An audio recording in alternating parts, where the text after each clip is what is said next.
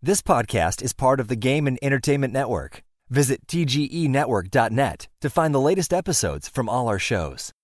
It's time for AggroChat, the official podcast of the Tales of the Agronaut blog and stalwart gaming community, where we talk about stuff and things, and the stuff about the things, and sometimes gaming. I'm Belghast, and let's start the show. Hey folks, it's that time again. Time for another episode of AggroChat. This is episode 147. Tonight I'm joined by Ashgar. Hello. Grace. Hello. Kodra. Hello. Tam. Hello. And Thalen.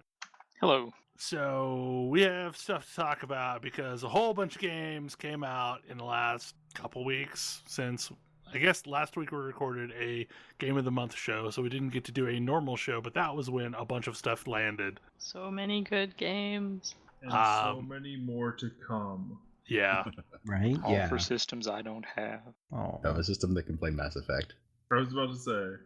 Mass Effect is next week? No, Mass Effect. Well, like there's EA Access was next week. Oh, but the you have release is the week after. So you have to subscribe to their horrible, game service to get that? You say that, but the price of 1 month subscription was less than the discount you get on the game for being in that subscription. So I am in EA Access for 1 month. Okay. Well, mostly there just wasn't much in it that I like. If it gave me access to literally their entire games library, then I would be okay with that. Because I would maybe play Titanfall 2 if I did it that way. But there's really just not much in the EA library other than BioWare stuff that I'm not interested in anymore. I was really more interested in the discount on the game and getting it early. Yeah, it looks damn good. I watched quite a bit of play from PAX East, and because there was a demo on the Twitch channel, and then there was the official demo or panel that they had, and that game looks really freaking good. I've been in full media blackout mode. I saw enough that I knew I was going to buy it, and then I don't want to know anything else. I'm going to just wait till I can play it. I like systems. Yeah. I've been reading about them. I've been avoiding basically anything related to plot. Yeah, I haven't paid attention to any of the plot elements because really that's not going to be the part of this game that interests me. It's going to be the roaming planets because that was the aspect of Mass Effect 2 that I love so much, was the whole pretending to be an away team and running little missions. Two felt more that way than one. One, you could drop down and explore the planet, but there was literally no reason to explore the planet. There was occasionally a single base somewhere, and you could maybe get some stuff off of it, but there was really no explore a planet. Whereas 2, let you go on all these little missions, and they were little bite-sized chunks of game. And I'm hoping that Andromeda gives me more of that. But I am really hoping that they can catch lightning in a bottle for a second time, and that we will Ryder as much as we like Shepard. I think it's Ryder, isn't it? Yeah. Yeah. Although during several of the panels, they slipped up and called Ryder Shepard, as did fans when asking questions. Gotta be right. You have the main character with one name for however many years. Yeah. Have to adjust to a new one. No one seemed to have that problem with Hawk. Nah. It's just sad. It's cool. His first name is Shepard. Shepard Ryder. Somebody's gonna do that. Double. Okay, so Grace, you have fallen deeply into a horizon-shaped hole. Yes, I have, and I'm so happy with that. I mean, I have been playing it quite a bit, but nowhere near as much as you have. Yeah, I was waffling about getting this game, and then at the last minute was like, oh, actually, I've got an Amazon gift card. It's cheaper if I pre-order it with Prime. Let's just do this. People seem to have positive feelings about it. And wow, I have fallen deeply, deeply into the horizon-shaped hole. I haven't played a huge number of these kinds of open world games. I guess the last one that I played a bunch was probably Fallout 4. And I wasn't sure I was going to be super thrilled about the open world thing, but it turns out I really like this particular world quite a lot. And I think that the game does an amazing job of giving you breadcrumbs to follow if you want them. So if you just want to totally run around and explore, like, go for it. If you want to have a map of where all the cool stuff to collect is, you can do that, but it's totally optional. If you want to just follow the story, that'll probably mostly work. Or you can be like me and just completely devour every shred of something to do in every area before moving on. I get distracted so easily in this game. Like, if there is a pack of beasts, I will wander off and go hunt them down. So I will say that I think about 60 hours into this game, which is slightly not great in terms of how long I've played this game. And only in the last day or so, I have started using fast travel more and not murdering every machine that looks at me funny. I finally got to the point today, especially, where I was like, all right, I'm going to do some of the actual story, because you start out in a place and a bad thing happens, and pretty much the next thing that they say is go to Meridian, the big city. And for a very long time, that was about as far as I had gotten in the story.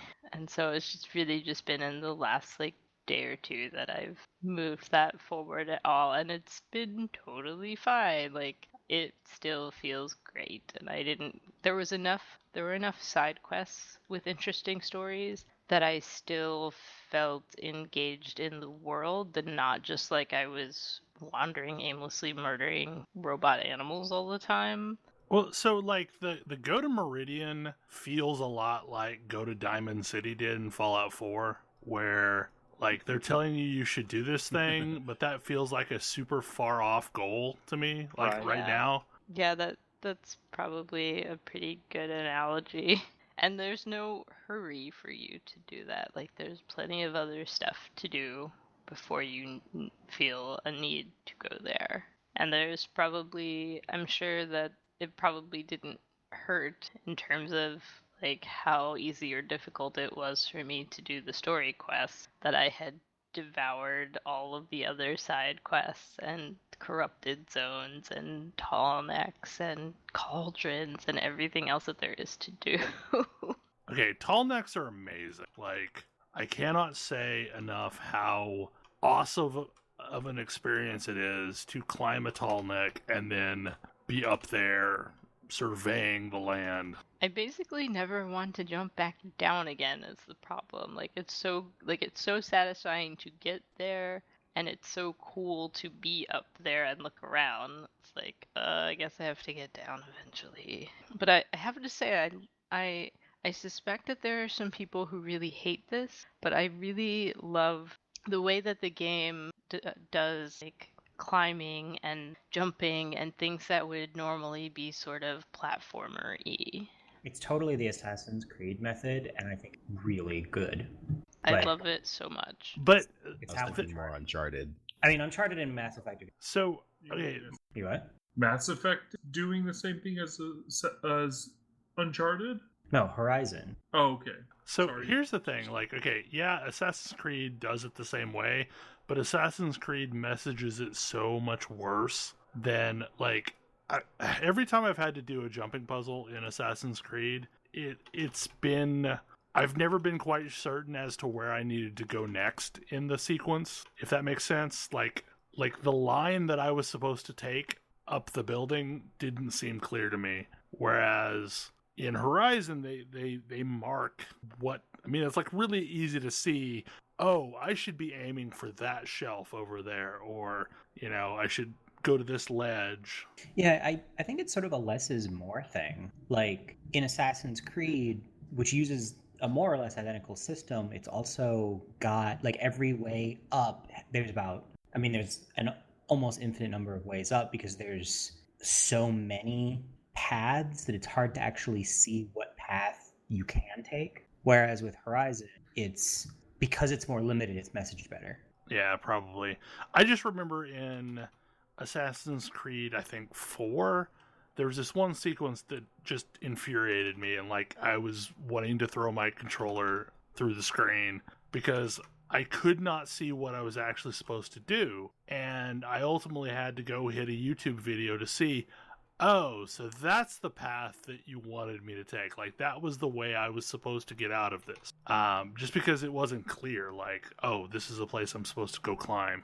So I that brings up something that I definitely wanted to talk about in regard to Horizon, which is that I have been playing this game a ton, and I have been collecting things and trying to do pretty much everything the game puts in front of me, and I have not ever felt like, oh, I really need to look this up on the internet to figure out what I need to do next, or I need to look this up to find out like where I should be going, or like where I can find this thing. Like, no, everything is pretty clear in game. Like, it tells you what you need for crafting very clearly. It tells you, like I said, if you don't want to just explore and find all of the little doodads, like the metal flowers, you can be like me and buy a map, and it gives you a vague area on your map of where to find these things. And it's been, because I'm the kind of person who really wants to compulsively collect all of the doodads,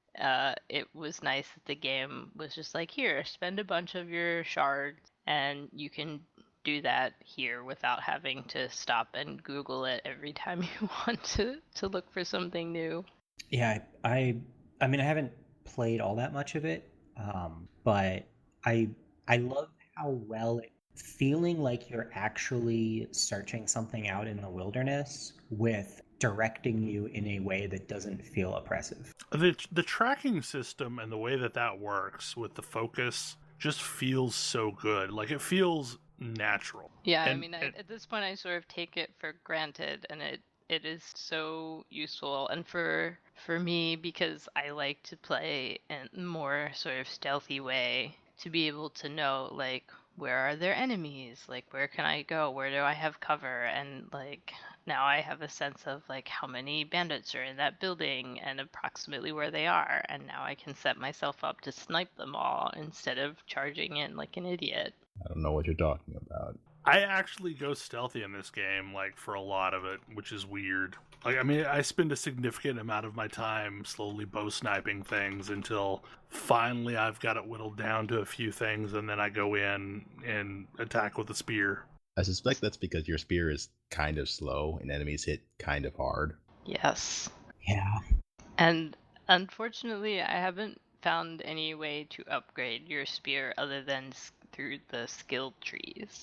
Like, this would be an amazing game. Well, I mean, it is an amazing game, but, like, it would be a perfect experience if I could just, like, use a sword. To be fair, I don't think she swings that spear like a spear. So No, she doesn't, but... It might as well be a sword. Right, I mean, it is functionally a sword, but it's slow.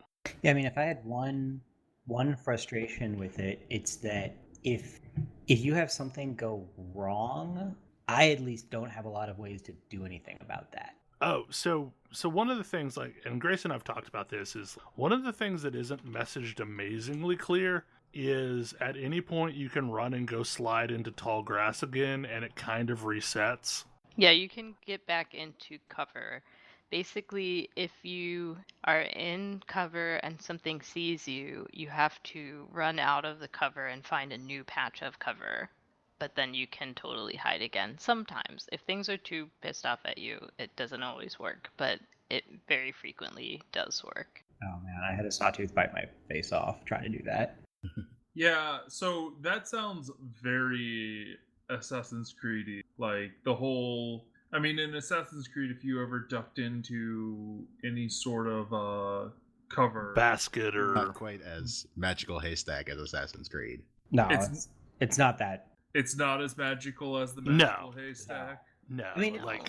I'll be totally honest. Like, the stealthing through, like, hiding in the tall grass and so on, and, like, what exactly you can get away with that feels really, really good. Because like it's not everything. Like if you are moving and something is moving beside you and you're in the tall grass, it is going to see you. Like it's not, you don't have infinite cover. Now, does the crafting system do that thing where you can identify how to get all of the items you want to craft and then start hunting the things that give you those items? Mm-hmm.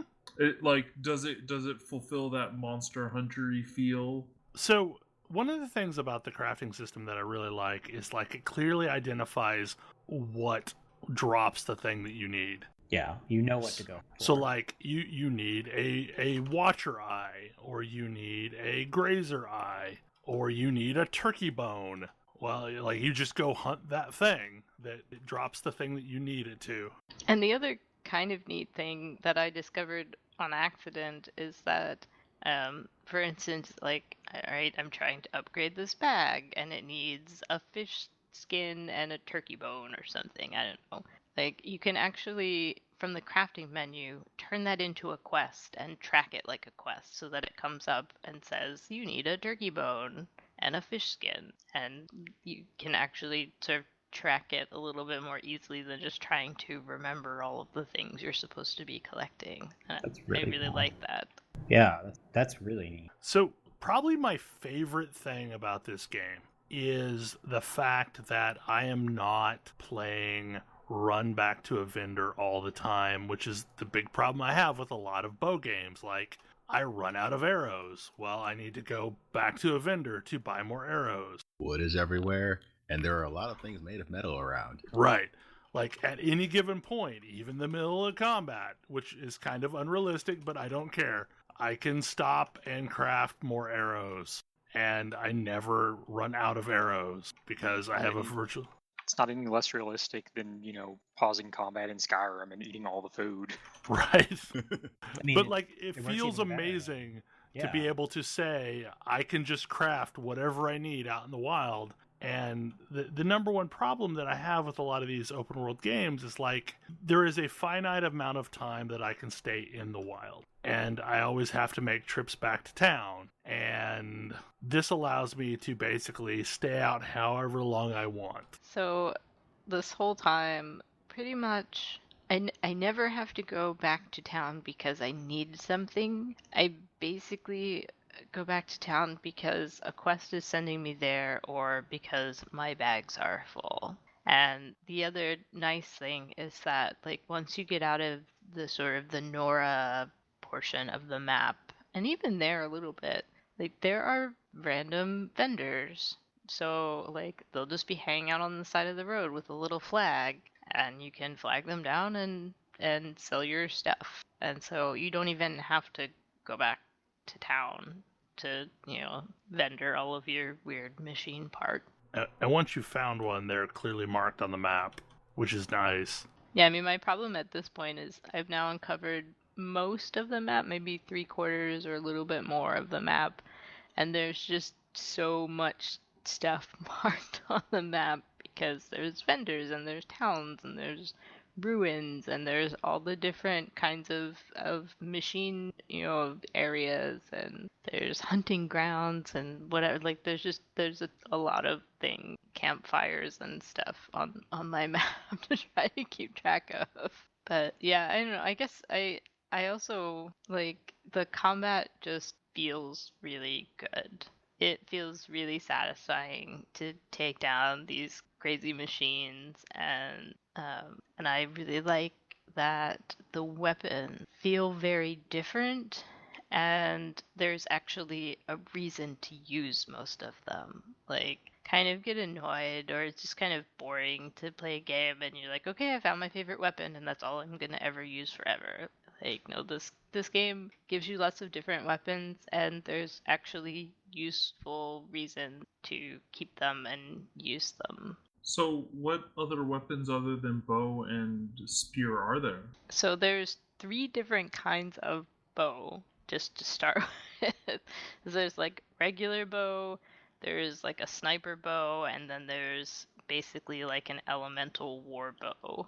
And And so I guess the other neat thing about the weapons in this game is like when you get your first green whatever weapon, it does one thing. When you can find or buy a blue quality weapon, it can do two things. So like your original bow will just shoot arrows, and then when you get the blue bow, it will shoot also fire arrows. And when you upgrade to the purple quality bow, it can also shoot these, like, they're called hard point arrows that are better at like knocking plates off of machines. Can I aside at this point to comment that I love that quality is not power, it's options. Yes. Yeah. I mean, And it's options also are, power. I mean, It's options also are power, but Well, and a lot of times it's power in the form of this bow has 4 mod slots instead of 2 mod slots. And those absolutely do increase in power as you go through the game. Like, they get better.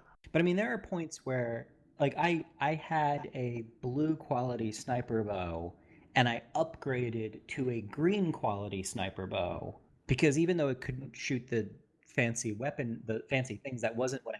And so, because it dealt more damage, it was worth it to me. It didn't feel like I was giving up, it didn't feel like it felt like I was making a choice, not like, well, it didn't feel like early Burning Crusade. Yeah, exactly. It's really, I think it is very clever and satisfying and I don't know, it feels more fun, right? Like, I'm getting a new weapon and it's not just like, oh, my numbers are slightly bigger. It's like, no, actually I get to do a new thing now. It's kind of cool. And especially like with the elemental weapons, because all of a sudden, instead of just shooting shock arrows, I can shoot freezing arrows and corruption arrows, and they do vastly different and super fun things. P.S. Corruption arrows are one of my favorite things because they make machines turn on each other. So is that what you ultimately end up using all those corruption flowers for? No, you use the corruption flowers to make antidotes and to cure corruption off of you, which is also useful when you go and fight corrupted machines. But to answer Kodra's question, like, there's bombs, there's traps, there's all sorts of different kinds of weapons that, vastly change what your playstyle is going to be. At the very beginning of the game, you pick up the trap launcher, basically. It creates a tripwire, and it creates a variety. Yeah. And then there's the water launcher. Yeah, that's the other thing you can pick up basically immediately. That's the only ones that I have. Or no, I have those two, and I have it's like the sling, the trip caster, and there's one other thing. The rope caster. Rope caster. What is the rope? Oh, yeah, the rope caster that ties things down. Yep. I have that thing, and I've never used it successfully. Yeah, you have to shoot things multiple times. Not like when you upgrade it, it ties down smaller things much more quickly, and then it feels much more fun to use. I've actually gone through, so every time you pick up a new weapon or a new quality of weapon, it gives you a new like tutorial quest to use the thing in some way, and I've made myself go through and do all of those. And the rope caster ones I thought they were going to be terrible, but actually they were kind of fun once I got the high quality rope caster. But yeah, it took me some time to figure out that, like, oh, this isn't just a more powerful bow, like there's actually 3 different kinds of bows, and oh, this isn't just a more powerful sling, there's actually 2 different kinds of slings that do very different things. And yeah, now I have a pretty set stable of maybe 5 different weapons that I rotate through. Like, I have a bunch of weapons on my hotbar, and I definitely use more than 1, often more than 2 every fight. I really like the mechanic for switching between weapons and switching between ammo types, because like you can be out in the field and do it on the fly. Now, the only negative about that is it does not pause the game while you're doing this. So like you're basically having to do it while you're evading or while you're doing other things. It's not that different than like Ratchet and Clank's weapon wheel. Right. Actually. Yeah. I think that's why it feels so familiar. Yeah, like I actually find I prefer that. Like I'll be honest, when you pull open the Pip-Boy or the Skyrim menu and start fiddling around in there, like in the middle of a fight, it rips me out of it. Like, just hard stop. This feels so silly that I can just like, oh, stand there for 10 minutes while I craft a whole bunch of new weapons and put them on and drink 17 potions and eat a feast. And okay, now we're going to fight. Yeah, I've gotten really good in Horizon at like running and dodging and leaping while I'm trying to switch between different kinds of ammo. God, I was doing so much of that while I was fighting those fire bellowbacks, which are like, I call them fire beetles because that's what they remind me of, but they're these giant things that have chemical tanks on them, and they fire napalm. They either breathe it at you if you're in close quarters, or they will like lob fireballs at you that will then catch on fire everything around you. These things, they're weird. they're they're not very fun the first few times you fight them. They were one of the things for me that was the most satisfying when I got the corruptor arrows to like turn those stupid things against each other and sit back in the tall grass and laugh while they murdered each other in front of me. Well, my first experience was that pack of 3 of them, and I ended up fighting at least 2 of them at once. And that was madness. Like, I was dodging so much. And I was, like, across a river from them, and they were still pegging me with, like, fireballs and shit. Speaking of dodging, one of my first upgrade, like, again, I haven't played a whole lot. I've just left the tutorial area and done, like, one quest outside of it. But one of the first upgrades I picked up was the long dodge. Yes. Which seems crucial, but the upgrades are really significant, and it's really hard to know which ones are meaningful. I feel like probably the most meaningful upgrade is the bullet time one, where you That was can definitely the first one I picked up. Yeah, that was absolutely the first thing I went after, was the ability to slow down the shots while I'm trying to peg something in the head, because like everything I have fought has a specific spot that if you can bullseye in on it, life will go easier on you. It'll take 90 damage instead of 15 damage. Like a Watcher, if you hit it in the eye, that's pretty much a one-shot. I possessed a Watcher, and I don't really know what it did. It turned colors, and then it wandered around some more. So I was gonna say, like, basically, like when you possess the like a Strider and turn it into a mount, that's one use. But like apparently, if you don't necessarily tame them, but you can turn things to your side, and they'll just kind of roam around and be your friend and attack stuff. Yeah, so I just recently got the skill upgrade that makes that like quasi permanent for the combat ones, and it's basically there were a couple times lately where I have to fight this big giant thing and it's near a herd of other crappy things, so I'm gonna sneak in there and override a couple of small things, and then they're gonna basically like be my cannon fodder and distract the big thing while I take it out. It works really well, and it feels very satisfying because you feel like you're being a little bit clever and not just brute force, like trying to murder this giant monster. I watched a play demo of someone that had overridden a sawtooth and just kind of roamed around letting the sawtooth attack things while they stood back and blinked things off, because like especially for hunting like packs of grazers or stuff like that just for materials, that sawtooth would just rip everything a new one. Yeah. It's really satisfying, and the way that you learn how to override more new machines is very fun. Like, you basically have to go through a mini dungeon to learn how to override the next batch of machines, and that's like I think one of my favorite sort of side pieces of content, or whatever you want to call it, in this game is the cauldrons, which are those sort of mini dungeons. I have not found one of those yet. I figure I'll run across one at some point. Yeah, I mean, there's not a lot of them, and there's definitely a breadcrumb quest for the first one before you get super far along, and they are, I don't know. They're like one of my favorite things. I think they're super worth your time because of the reward you get from them, and they're just really neat and a slightly different perspective on the world. I do like the world a lot, like what I've seen of it at least. I really love the world, and I love that it is absolutely meant to be a place. It's not just a fantasy world.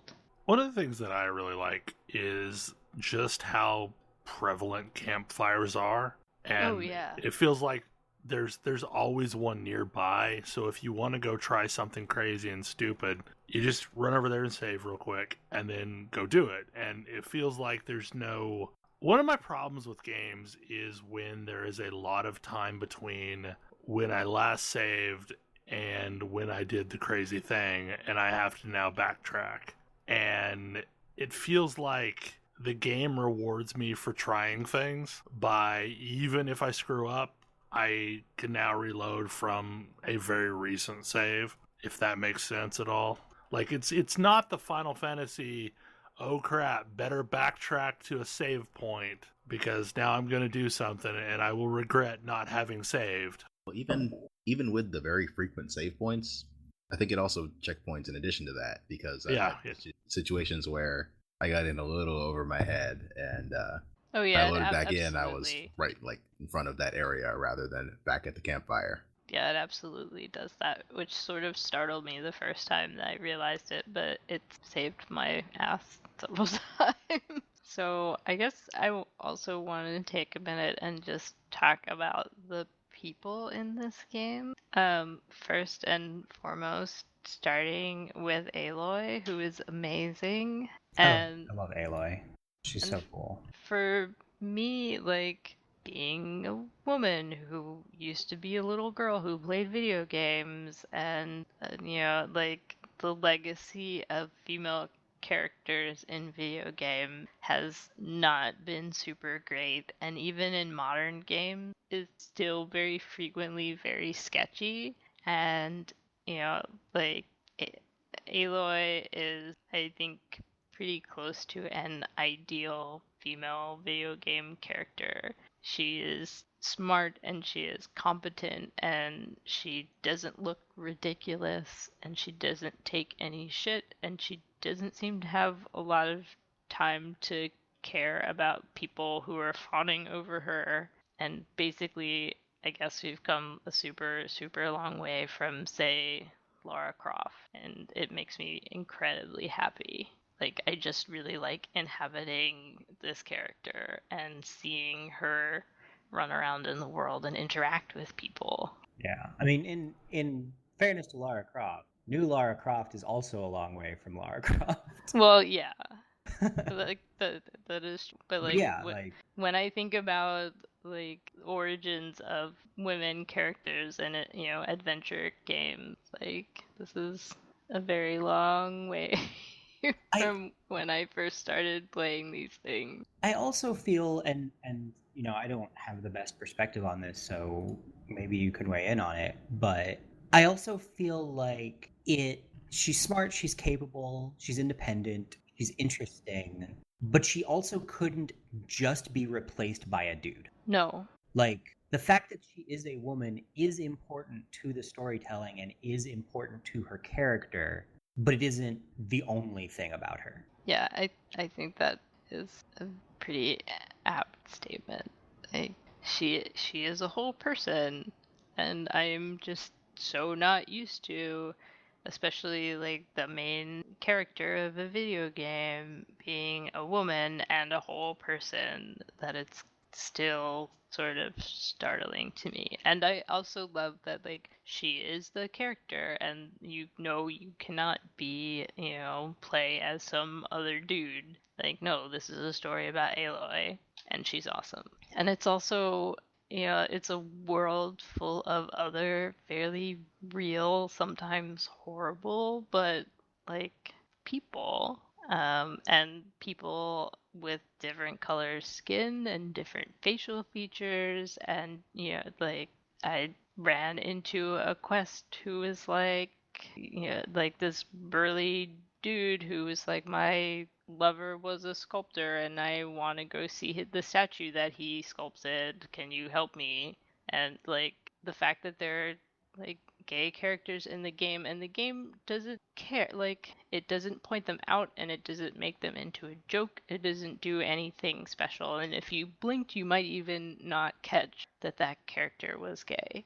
It was just I definitely approve of these things. I have feelings playing this game because, like, basically, like, we've talked about this. I am Ross. Like, Ross is the lead game. I'm just saying, like, Should have listened to the dude give me shit about it. like, everything about Rost is the character I normally play. Like, everything about that character is the character I normally play. So playing as the character for whom I am the mentor has given me this whole parental thing with Aloy that's vastly different than most gameplay experiences. And maybe it's also because, like, you start off as Babby Aloy and you grow up and you see that your character grew up. Like, so I don't know, like it's weird. Like, I love Aloy and it's an amazing character, but at the same time there's like I am both being Aloy, but at the same time I am being Rost, being protective of Aloy. And I don't know how to explain that. Does that make any sense at all? A little.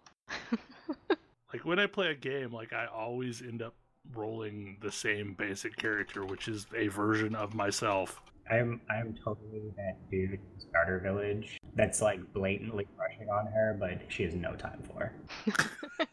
Like, who just stays in the village. He's not even like a decent fighter. Yeah, and she barely remembers saving him. Yep. Oh yeah.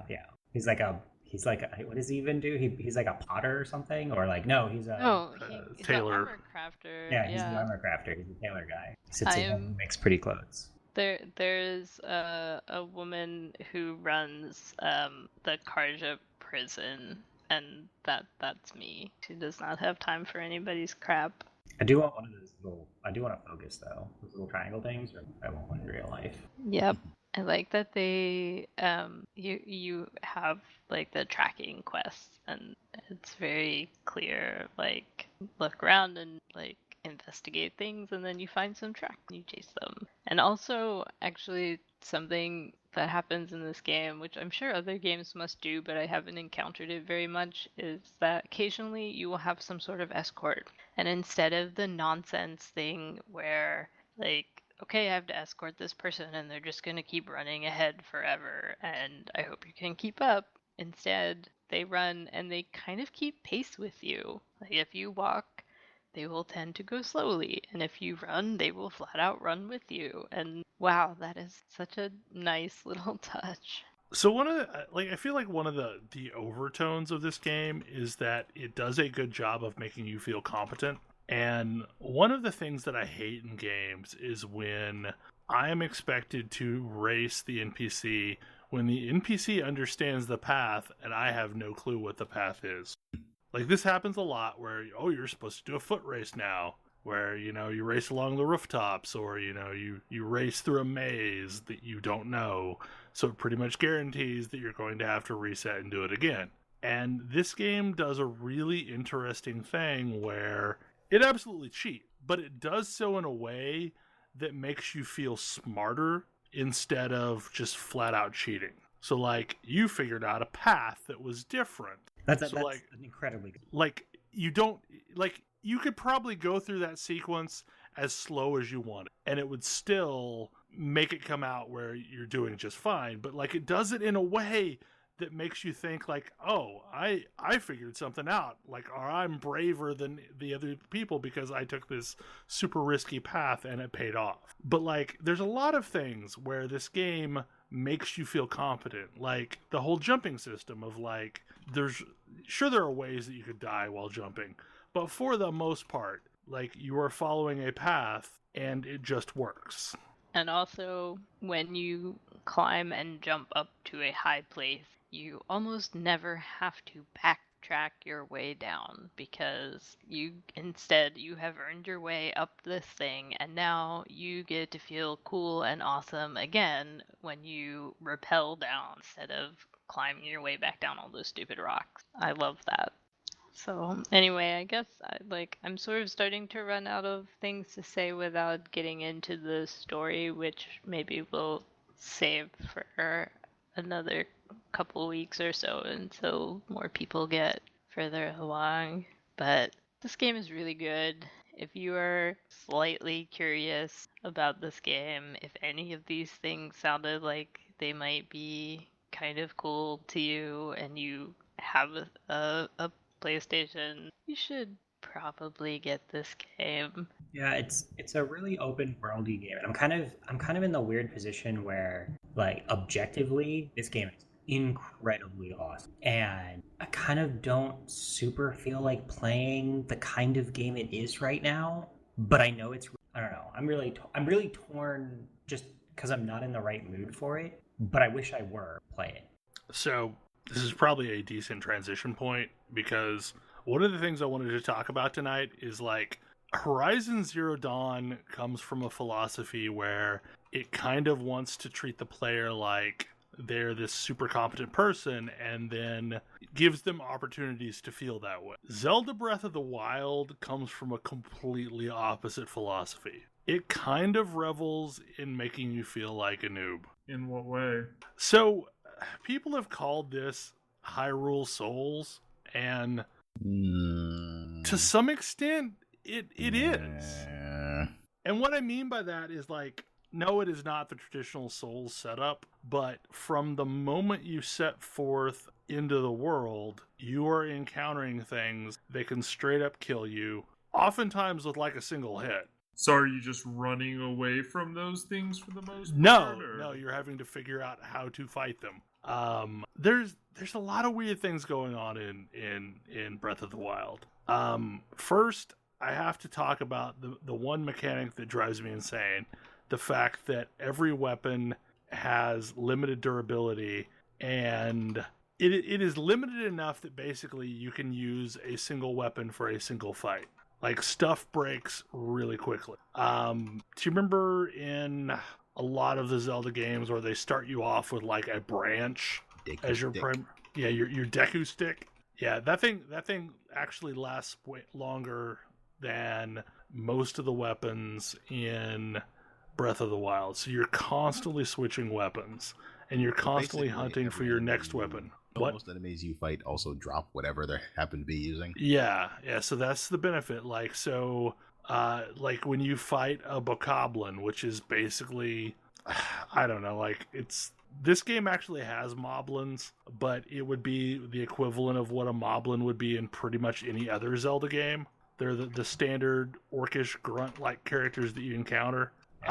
They drop clubs, and they're an awesome weapon. Like, they're a super useful weapon, and they're good enough just to clear out a camp.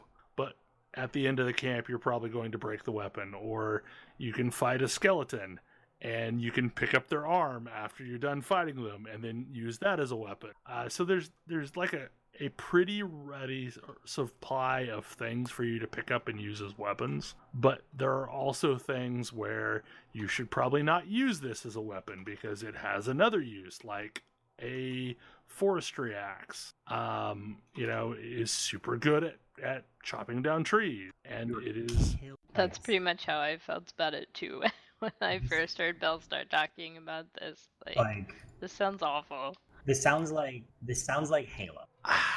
That's what it felt like at first. Of Halo. It's what. So okay, it's what it felt like at first, because, like, I complained about having to use absolute garbage. But I don't know, like, so I've gone through this whole sequence of emotions towards this game. And at first I was like, I am not feeling this, because I kept comparing it to Horizon and how good Horizon felt and how questionable Breath of the Wild felt. And then at some point things started to turn, and I kind of get why the game is putting you through this. Like, I feel like the durability system needs work.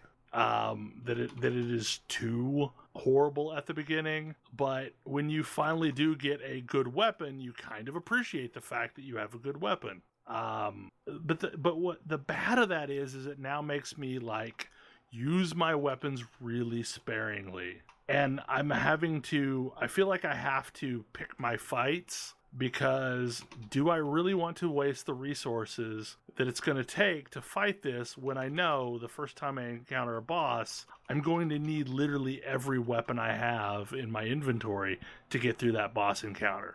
But it sounds like it's when I get like a silver sword in Fire Emblem. I feel like there's a lot of time trying to figure out when I'm going to use it, and usually it never actually gets used, because I stick to the swords that I know I can replace easily.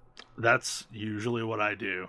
But man, our boss is a thing. Like I have encountered 2 so far of what I would call a boss encounter, and like the boss name appears across the screen and a bar appears at the top, and really it's more akin to what I've experienced in Monster Hunter as far as boss fights. And I've not been to any quote unquote temples where there are bosses, but I found 2 in the open world, like one of which was like a rock, and it was just in this valley, and I, stumbled across this rock, and out of the ground came this giant rock monster, and I had to figure out how to fight the rock monster, and pretty much any normal attacks were useless against it. But I figured out if I climbed to the top of it, I could attack this different colored node on its head, and that would actually deal damage to it. So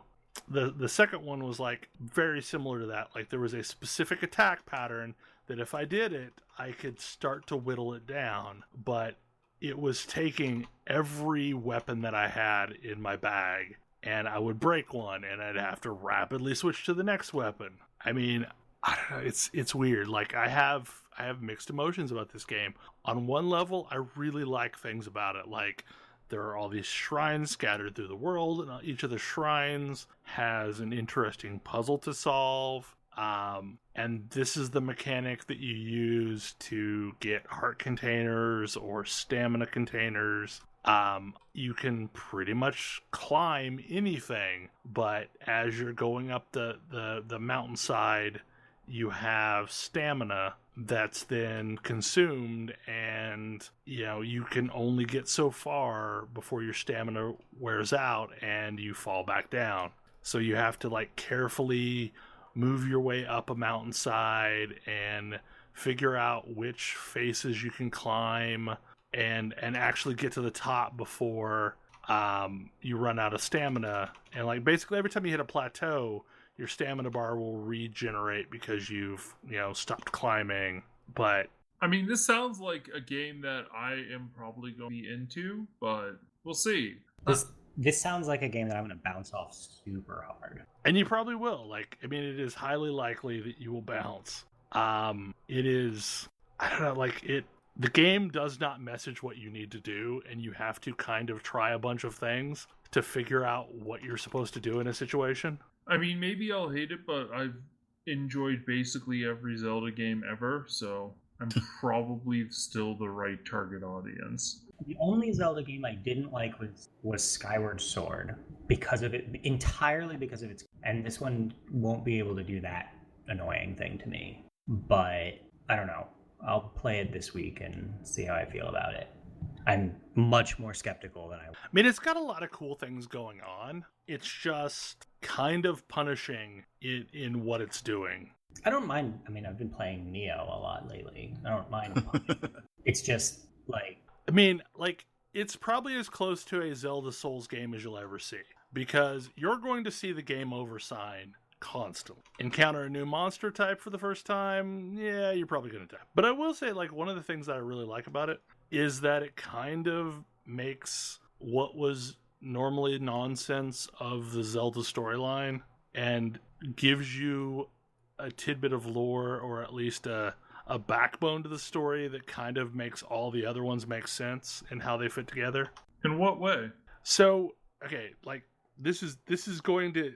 I can't say anything without getting into some of the story, but, like, I am only an inch deep into this game at this point, so, like, this is all stuff you find out in the tutorial. But you are in a world where you failed. And it sets... Yay! It's this timeline. It sets up... Well, I mean, it sets up the story that basically Ganon isn't a person. Ganon is this evil, malevolent force that manifests itself every so often. And every time Ganon manifests, there is a Princess Zelda and a Link. And Princess Zelda is of the lineage of Hylia, the goddess Hylia, and Link is of some, knight lineage, and they play a role every time Ganon surfaces. And Link has to defeat Ganon, and Zelda has to seal him back away. And at some point, he'll break free again in the future. And the length of these intervals is different each time. So this is a situation where Ganon woke and absolutely basically... This is basically the bad ending to Ocarina of Time, but before Link to the Past. Yeah. So this is a post-apocalyptic world where Ganon has been held in stasis by Princess Zelda, but Zelda is weakening, and Ganon is gaining strength, and with it, there are more and more monsters in the countryside, but for 100 years, Zelda has been basically in stasis with Ganon, trying to keep Ganon under control. And you were put into functionally a cryopod and are now waking up to try and make another attempt at defeating Ganon, but you have none of your former memories. But I don't know, I kind of like that it gives a reason for why all of these games feature the exact same people each time. Few of the other games have sort of hinted it. But basically, I'm kind of thinking Wind Waker here. Yeah, Wind Waker kind of hinted at that. Also, the hero failed was the beginning of Wind Waker too. Yeah. Why is the world flooded? Well, actually, I'm pretty sure in Wind Waker they say the hero didn't even show up, which probably means that he showed up and failed. Yeah.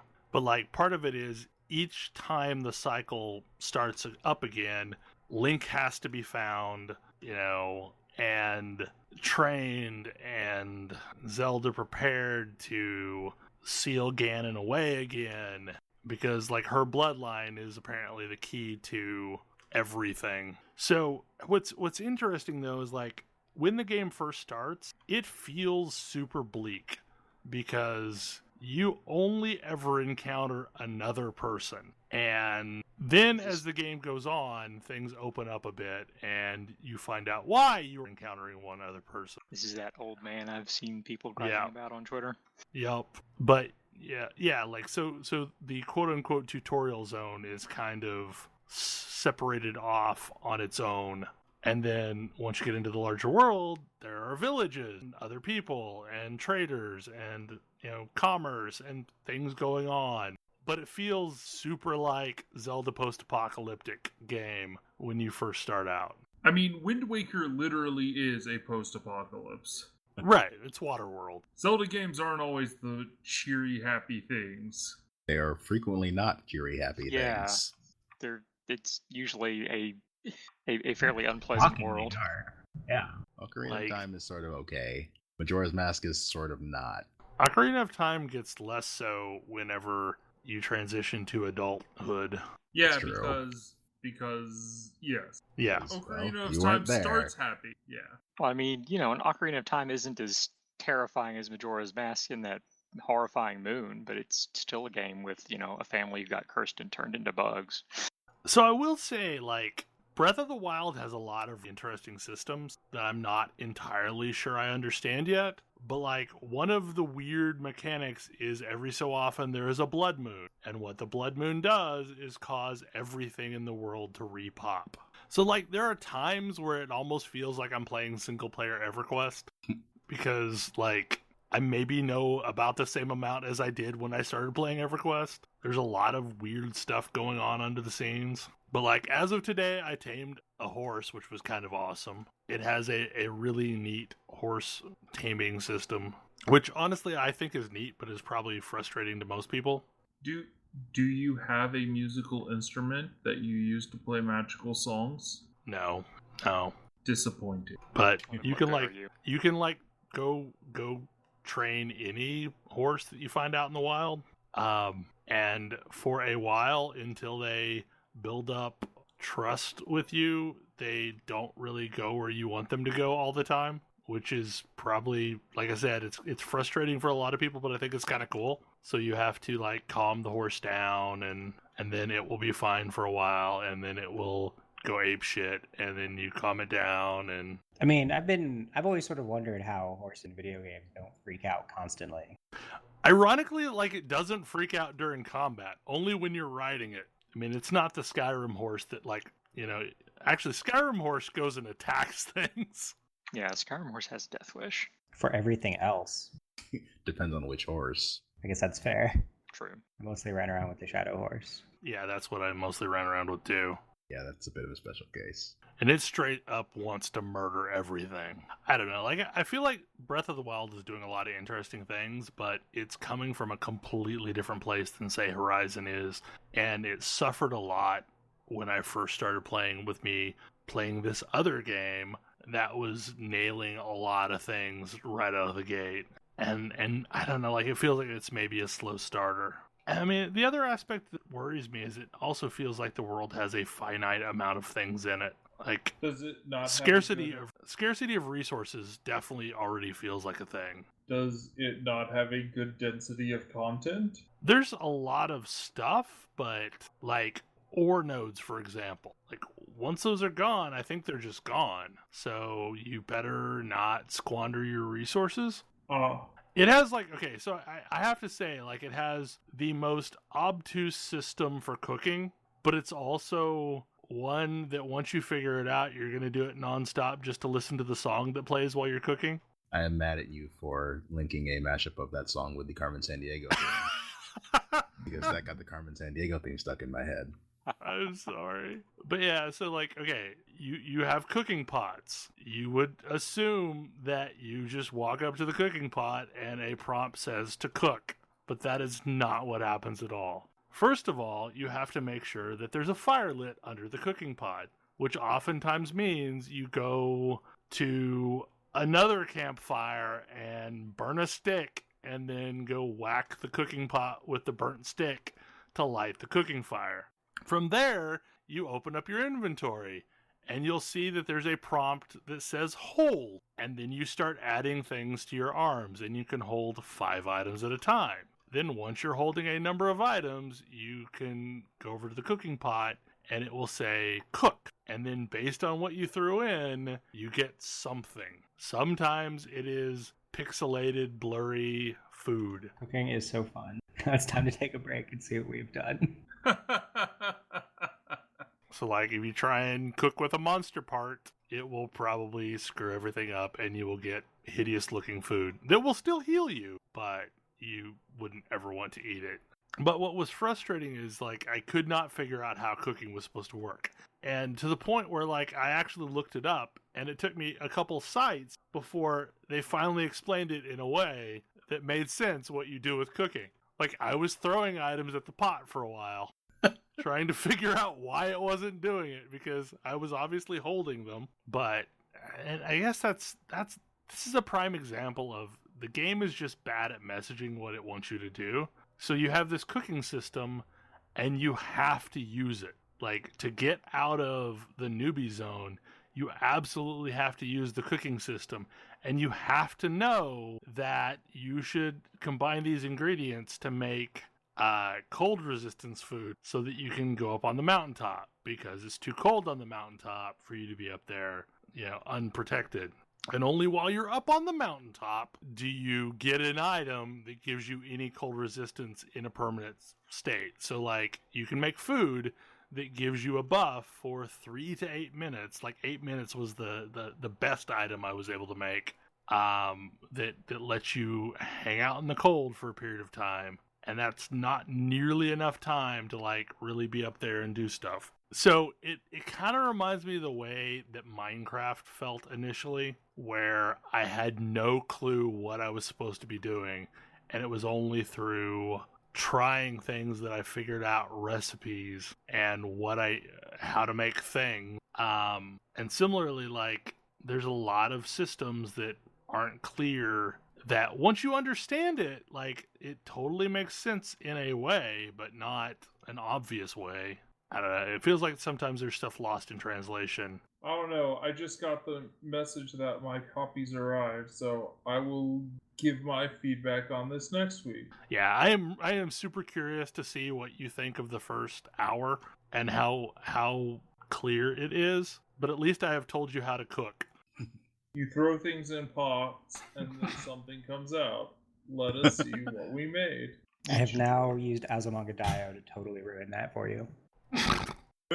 Was that Azumanga Daioh? Yeah. Okay, I thought it was Nichijou for some reason. No. Nichijou is nowhere near that coherent. So, in a completely different direction, Gundams. Gundams? Inspired by recent discussion. Giant robots are awesome. Giant robots are awesome. They're pretty Tiny awesome. plastic robots are also cool. Tiny plastic robots are also pretty cool. Discovered tiny plastic robots were cool when LBX came out here, a little over a year ago. And yeah, more recently, I've been encouraged to get into Gundam model kits. I love this. Maybe because I've been playing too much Gundam Breaker 3. And in that game, really, I still haven't beaten that game because I spend more time messing around with building model kits than actually using them. I know these feels. This is like at least half, much more than half of my like excitement about minis games is getting things and putting them together. And one of the things I think is funny about this is that I haven't actually seen a Gundam show since Gundam Wing.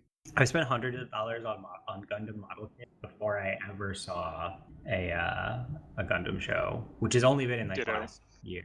Yeah, when I I still was have never fully watched any Gundam, but I still like putting together tiny plastic robots. Yeah, I've seen like parts of some episodes of the one with the horribly racist Gundams, mostly. Horribly Gundam is racist amazing Gundams. anyway.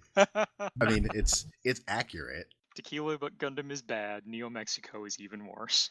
But G Gundam has basically ridiculous national stereotype Gundams. Oh, wow. yeah, Some of them are amazing anyway, but Some of them are. yes. Some of them are, the Neo Mexican Gundam that wears a sombrero. American Wow. Gundam is a boxer and a football player at once. Yes, he wears a football helmet because America. But despite that, I have quite a few tiny plastic Gundams on shelves in my office because, like, every couple of weeks I would go over to the Toys R Us right next door to where I worked for years and buy one. They are definitely not in any toy stores around here. It's just not a thing. Fortunately, Amazon can help. Amazon And can it- help a little too much because it keeps telling me what else to get, and I know. not ready for that yet. Thanks Yeah. to you, Amazon now wants me to spend $500 on a Gundam and all the accessories. Yeah, I've got one of those sitting in my like wish list / cart, depending on the day. Thanks to Bell, I'm also starting to get Zoids in my recommended Amazon things. Yeah. Robot Look, turkey. I want Rainbow Jerk. Okay? It's I the have most no amazing idea. Zoid ever. What the hell that's from? But I it's don't a weird know. rainbow turkey robot. I think it's a peacock, actually. Is it a peacock? I think that's what it's supposed to be. It looks like a turkey. It reminds me of the robot turkey from Aqua Teen Hunger Force. Oh god, the ghost of Christmas, whatever. Exactly. It's basically a peacock. But yes, it's But just the name Rainbow Jerk is amazing. So far, I have been relative to this. We need to fix that. Look, there's also a thing called Hobby Link Japan, and let's not go there. I've known about this site for years, and I try not to go there, but sometimes go there. So we have a place called Hobby Town that has Gundams. So as well as a lot of other stuff too.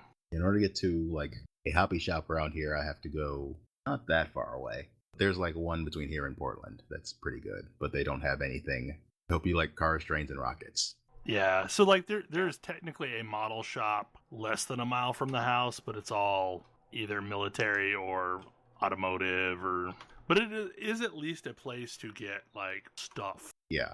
I used to buy sheets of polystyrene plastic from there for, modding with miniatures.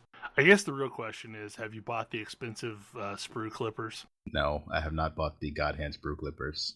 I have You're looked at them missing several out. times. you're missing out. Like, honestly, that was the most annoying thing about plastic minis as well, Yep. was getting things off of the sprue without the little Plastic bit. whatever the hell that thing is called. I got very good with an X-Acto knife. You guys should get the God Hand clippers. They're like disturbingly expensive, and yet they actually really work incredibly well. But they sure are disturbingly expensive. Yes. This is one of those things that was like, oh, my spouse got these. Were how much? For what? But actually, then I use them, and they're kind of amazing. I feel like the next time I put together a Gundam kit, it's going to be the time where I finally break the seal and paint it as well. I might line one. I'm probably not going to actually paint one. That's fair. I might just line it. They look really good when they're lined. Yeah, the ones I've seen, it definitely makes a difference. I mean, then you could also just get that, what is it, the perfect grade unicorn with the extra light up kit. That's perfect grade. Probably bench. looks amazing without. Yeah, that's the one that Amazon wants me to spend $500 on. Don't even tempt me. I'll be tempted. I don't need to be tempted. Don't even tempt me. Because there's not just a light up kit. There's other kits with weapons and like extra hands and things. So the problem that I have the same problem I have with my Legos is that I really just don't have much in the way of cat-proof storage of something once it's built. Yeah, I could see how that could be a problem. So I'm just not building much of anything anymore until I figure out what I'm gonna do. Oh man, cats really like to chew on laser swords. Yes, they do. I have a whole bunch of Todd McFarlane figures that are in various states of chewed because cats. Yeah. And I put them at a lower level. We've got a hobby room that we keep the cats far away from because don't want the cats eating our fancy plastic toys. I feel like at some point the real answer is going to be a trip to IKEA and buying a bunch of their cheap glass cabinets. But until then, no, I'm probably not going to build Gundams because I don't want to spend money and time on something that's only going to get eaten by a cat. I also like that Bandai makes a bunch of snap-together Star Wars kits.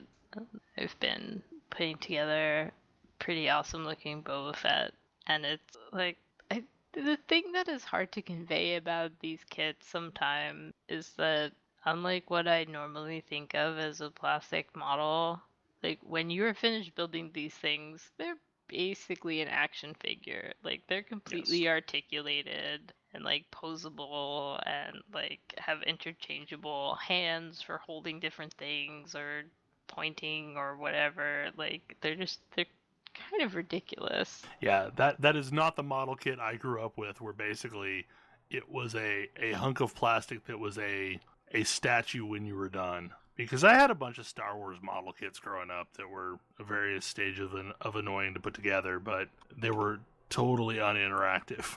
So Kodra, before the show, you were talking about that you are playing a lot more Mario Maker. Well, not. I'm watching people. I started by watching YouTubers stream some Mario Maker, and it actually started because I was watching replays of HEDQ, and then stumbled upon the ongoing Kaizo community, which has got some cool stuff. And yes, notably, Mario Maker also has a bunch of Intro to Kaizo community stuff in there, which is interesting to start trying. But you can do a lot with Mario Maker. I've been watching a whole bunch of solves of these puzzle levels, which are a single room, a single square, a single TV's worth of room, and you have to figure out all of the right ways to interact with all of the elements just so that you can unravel this puzzle to finally get to the ending. And it's user in your channel timed out. A lot of clever use of Mario Maker mechanics going on. Anyways, I got back in, and Mario Maker's got added a lot of new features, and as a result, there are a lot of really cool levels on there now. And while they don't most of them don't really feel like Mario. A lot of them are very interesting. It kind of makes me think of Little Big Planet. Yeah. Like Little Big Planet had a similar thing going. Yeah, I've never played Little Big Planet. So I should probably have given that more of a shot. I suspect you'd like it if you're liking that sort of thing that's going on with Mario Maker. Like Little Big Planet is very similar. Like I feel like Mario Maker is mostly just Little Big Planet but Mario. I feel like it is a better system for some things and a less good system for some things. Like you can't. Well, I say you can't. You probably can't like make a straight kart racer out of a Mario Maker level. Okay, fair.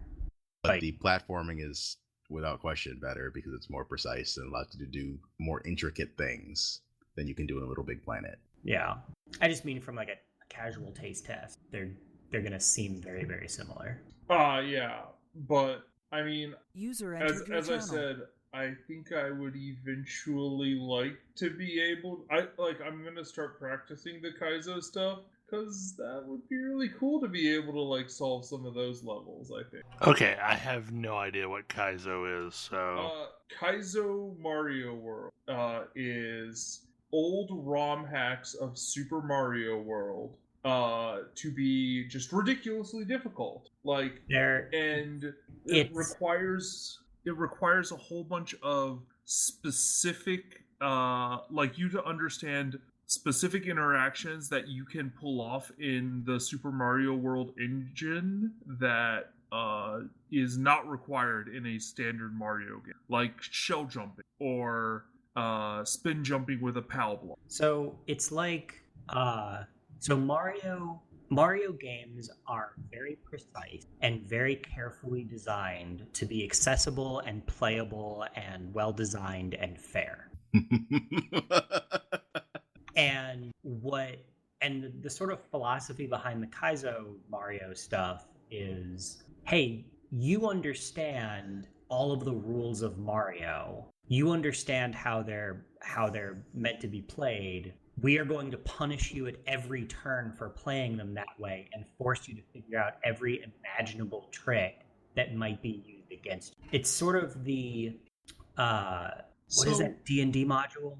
The Temple of Tomb of Horrors. Yeah, it's the Tomb of Horrors. It's Tomb of Horrors style Mario. That's sort of that's how Kaizo initially started, but it's definitely shifted because like if you look at modern Kaizo levels, like they aren't actually as much of puzzles as they are execution tests because a lot of the levels are designed with like explicitly arrows pointing to where you need to like launch a shell for a shell jump or coins in midair that tell you the moment you need to like jump.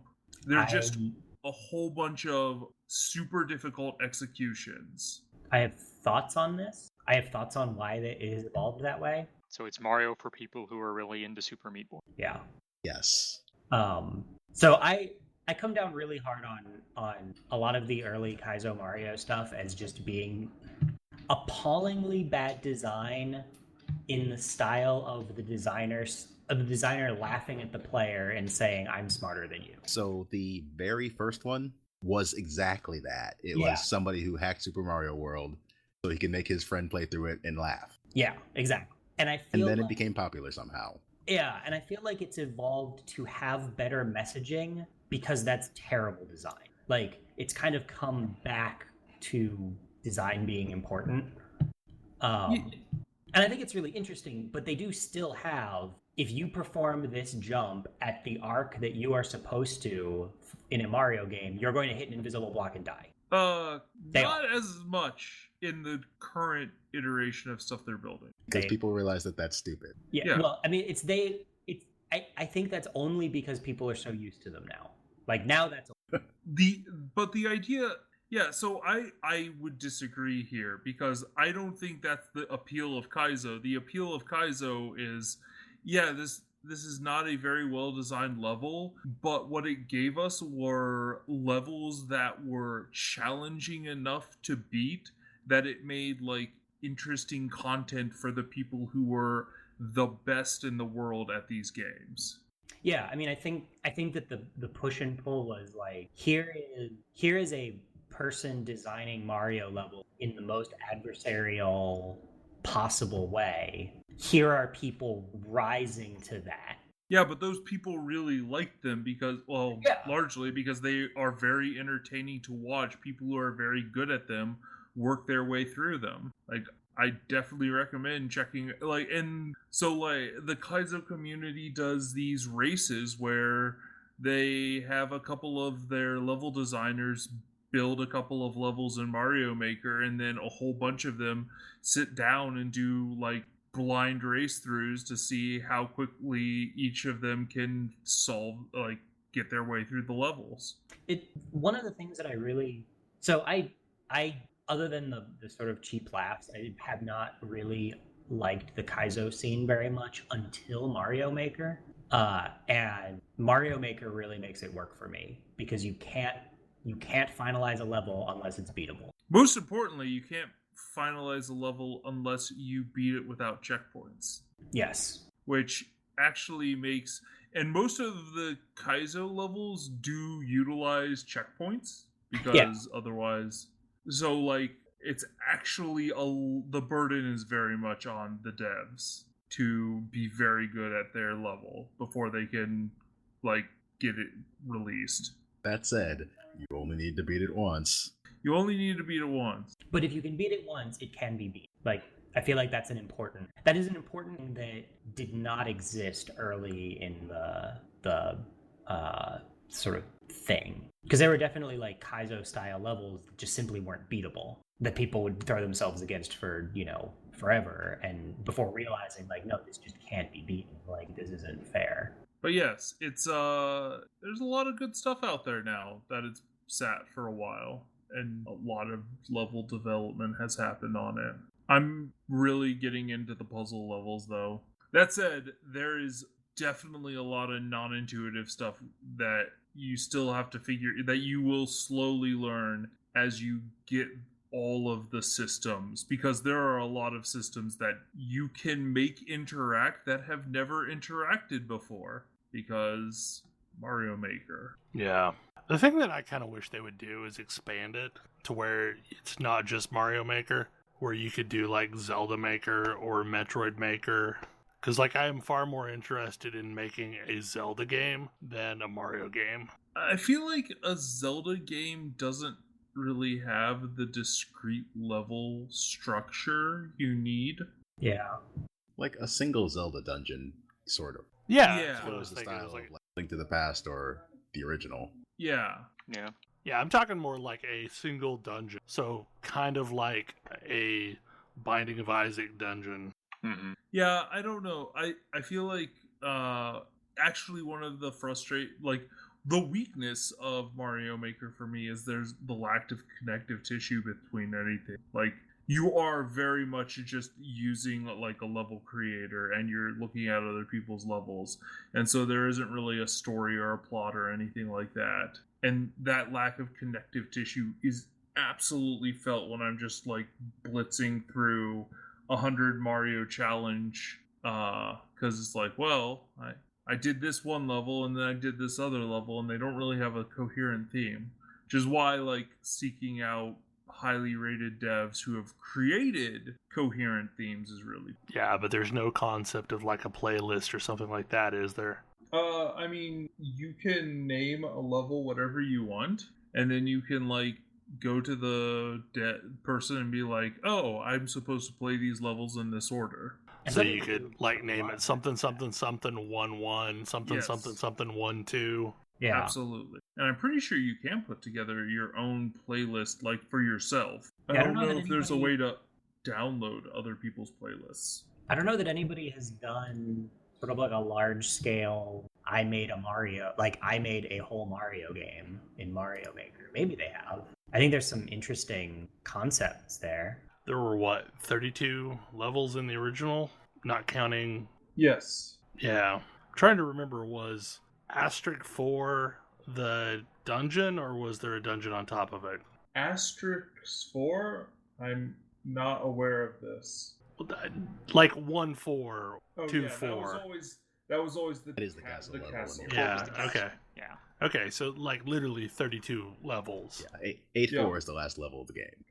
And you can make castle levels in this game with just like Mario 1 castle. What would be kind of cool is to do an Evoland style sequence of levels to where, you know, the first sequence of 4 was like only 8-bit era Mario, and then each time you go up you progress to a different genre of Mario.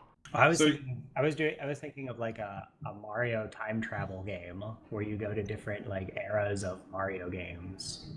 I was about to say, you can absolutely have, like, develop a series of 4 levels in Mario, Super Mario Brothers, then a series of 4 in Mario 3, and then Super Mario World, and then New Super Mario Brothers. Because those are the 4 flavors that have been implemented for Mario Maker. I think it'd be really neat to do the same levels in different styles. It makes me realize how much I really don't love New Super Mario Brothers sometimes. There are slight physics differences between those games.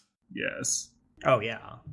I just think it'd be neat to do, like, not as a challenge, but as like, this is a neat story, this is a neat experience. You're like time traveling Mario, and the time traveling is reflected in the era of the game that you're playing. But yeah, Bell, if you want to see Kaizo, there are plenty of runs of it.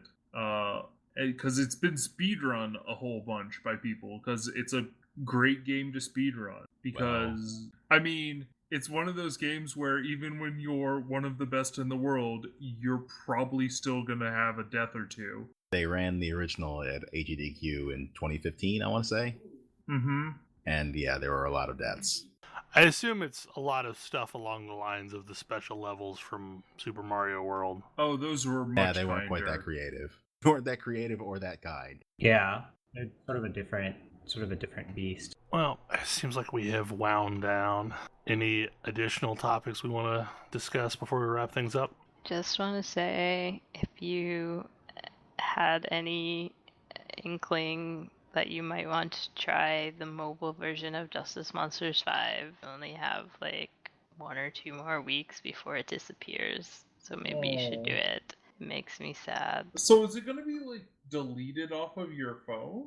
Well, it's one of those games that like constantly requires talking to some server to do things, so I suspect it's just not going to be functional anymore. I mean, the game... I mean, I'll find out in a couple of weeks, but yeah, I've been playing it almost daily since I discovered it, and it's almost done. There is a game there that they could just keep unlocked. I would like to think that they would do that, but I suspect that it's going to be broken. We'll see. Probably so. Yo.